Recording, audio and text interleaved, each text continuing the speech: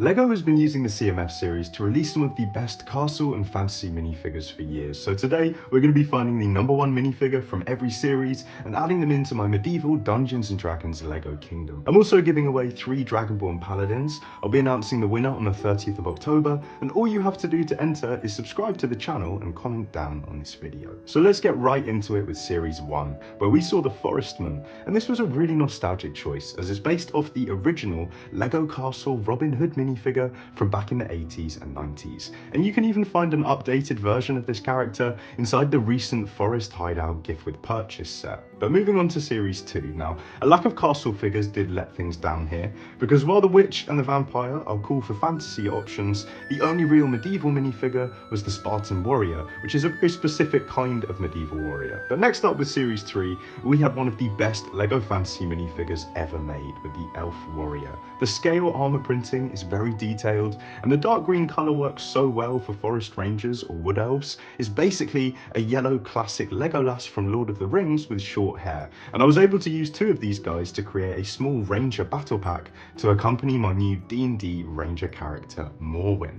Series 4 skipped LEGO Castle again and included a cool musketeer, which has a great torso print, but also it did include the first CMF Viking minifigure, which is probably the best minifigure from this series. It had a horned helmet, printed sea serpent shield, and the torso and leg printing is great for army building. It's just a classic Viking design that can easily be used for making custom minifigures. Next up was Series 5 with another strong fantasy minifigure, the Evil Dwarf. The torso and shield printing is perfect, and it also works really well for Vikings. The molded helmet piece does feel a little bit out of place, but this dwarf does stand up against the Series 3 Wood Elf for fantasy projects. Series 6, we did see a Minotaur and a Roman Centurion, but my favourite was the Highland Warrior with the tartan check printing and the rustic shield. It's a little simple, but it adds some nice variety to medieval armies. Now moving on to Series 7, which set a new bar with 2 very strong figures. The Viking Lady is still one of the best female medieval Vikings available, but we also had the Evil Knight with its red and black boar print shield and the menacing armour. And this wasn't the last time that LEGO snuck a cool castle knight into the CMF, but it was the first. In Series 8, we had the Conquistador with the new gold armour pieces and a really authentic historical look, and there was also the Thespian, which remains one of the best medieval noble minifigures around for a courtier or noble kind of character. Series 9 really delivered, with the Forest Maiden including a printed shield and a new hairpiece, and also the heroic knight becoming the second castle knight, with the silver armour and the crown crest shield, and even the fortune teller worked well for a medieval scene. Next up is Series 10, where we had some specific warriors like the Roman commander, the warrior woman, and the tomahawk warrior, so some cool design options, but nothing that really fits the castle or medieval lineup. Series 12 came along with a new Barbarian design, which does have cool printing, but is limited because of how much classic yellow is on it. And then also we have the Aztec warrior, but there was a real lack of castle characters once again. So moving on to Series 12, where we had this cool looking blue wizard and also the Hun warrior. But I think the best minifigure has to be the Castle Jester, with its yellow and purple printing and the 2 playing cards. I think it adds some comedy and variety to a medieval scene, and it just looks really cool.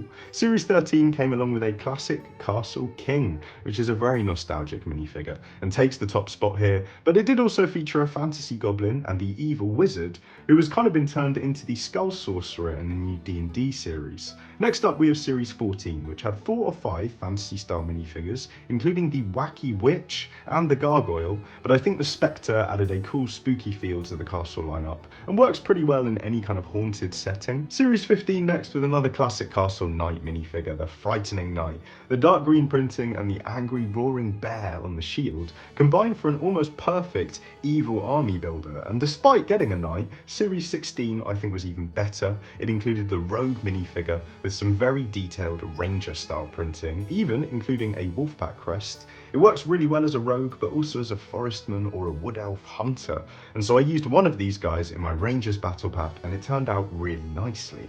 Moving on to Series 17, which was a strong overall lineup. In particular, the Battle Dwarf stands out for fantasy, but the best for me was the Elf Maiden with the purple and blue printing and the golden accessories. It just has a really elegant look to it.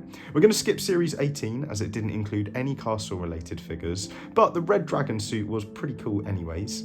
Series Series 19 brought things back with the next LEGO Castle Knight minifigure, the Fright Knight. This revived the classic castle Batlord crest and added to the castle CMFs, which was really cool to see. But I do think it's one of the weaker knights because of its fully ghostly look, which does make it quite specific, which meant that after two slightly weaker series, we had Series 20, with the Tournament Knight with nostalgic yellow check printing and also a plumed helmet, probably the best CMF Knight minifigure. But also we had the Viking Warrior, which came with new medieval printing and a moulded helmet and beard piece. Both of these are perfect for army building and are possibly the best knight and Viking figure to ever come out of the CMF lines.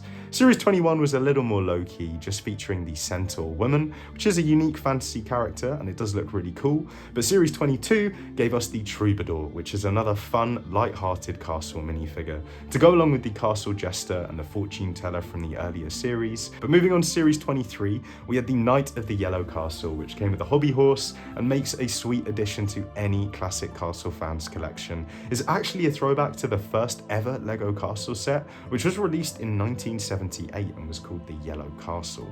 It's a really nostalgic design and definitely deserves its place among the best CMF minifigures. Series 24 just got stronger, adding the Falconer to the castle lineup, which is another more unique character and adds a nice story element to any medieval scenes. But the best figure has to be the fantasy style Orc, which is a near perfect figure in terms of printing, accessories and details. Now I'm a big fan of Lord of the Rings and Tolkien Orcs, but this is actually by far my favourite Orc minifigure from LEGO. Series 25 mixed things up with three cool figures. We got the Goatherder, which is perfect for medieval peasants and common folk, along with a castle torso on the esports gamer girl, but the best figure by far had to be the Batlord. Not only does it update a classic castle figure, but it is also perfect in terms of printing, details and the accessories, and it was definitely a sign of things to come because Series 26 is of course the new Dungeons and Dragons series, which includes 12 brilliant medieval and fantasy minifigures. I've actually written a story and built a full medieval world with maps for these characters, which you can check out in this video,